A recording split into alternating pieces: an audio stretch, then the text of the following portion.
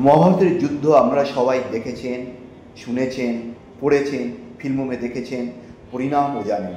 কিন্তু এই যুদ্ধের জন্য দুর্যোধন, অর্জুন, ভীম কিংবা কৃষ্ণ কেউ দায়ী নয়। মূলত চোখের সামনে অন্যায় ও নারী নিপীড়ন হতে দেখেও তিন মহাবীর যথা মহামতি ভীষ্ম, গুরু দ্রোণ ও মহাবীর কর্ণের নীরব থাকার জন্য এই যুদ্ধ হয়েছিল। মহাভারতের চরিত্রগুলির সাথে বর্তমান ভারতের কিছু চরিত্রের আমরা মিল খুঁজে পাই। তাই আজকের টপিক মহাভারত और ভারত। দুর্যোধন ও রাহুল গান্ধী দুজনেই প্রতিভাহীন হয়েও উত্তরাধিকার সূত্রে শাসক হতে চায়। Both are talentless and want to be hereditary rules. Bhishma and Bali দুজনেই কখনো সিংহাসনে বসেননি, কিন্তু সম্মানীয় এবং জীবনের শেষ পর্বে এসে খুব অসহায় বোধ করছেন। Both have never sat on the throne but are respectable and feel very helpless towards the end of their lives. Arjun and Narendra Modi দুজনেই ধর্মের পক্ষ থেকে সাফল্যের সর্বোচ্চ শিখরে পা রেখেছে, কিন্তু বুঝতে পারছে সেটাকে মানা ও পালন করা কতটা কঠিন।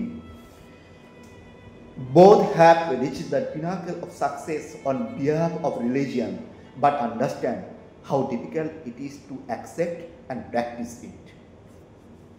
কর্ণ ও মনমোহন সিং দুজনেই প্রতিভাবান, কিন্তু ধর্মের পক্ষে না থাকার জন্য কখনো গন্তব্যে পৌঁছতে পারেনি।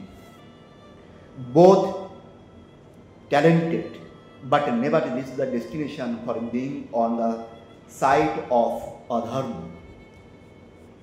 অভিমন্যু ও কেজরিওয়াল দুজনেই যুদ্ধে নবাগত এবং জানেন না চক্রব্যূহ ভেদ করে কীভাবে বেরিয়ে আসতে হয়, তাই ফেঁসে গেছেন।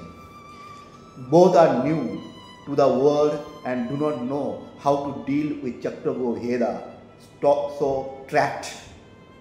শকুনি অ্যান্ড দিগ্বিজয় দাবেদারিতে শীর্ষস্থান ধরে রাখে এবং সর্বদা প্রভুকে খুশি রাখতে চায়।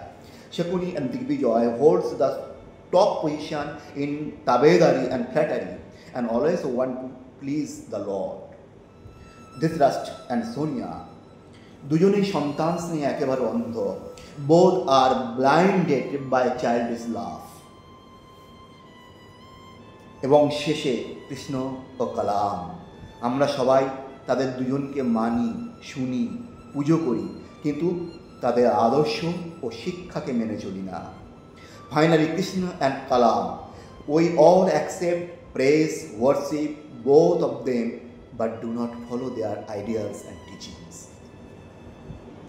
So we have to wait for another lord Krishna for the life of divine.